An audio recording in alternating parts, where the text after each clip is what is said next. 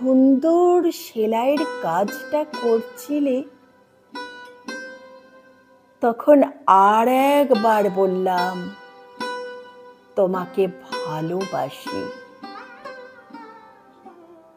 দেখলাম তোমার বাঁকা ঠোঁটে মুচকি হাসি।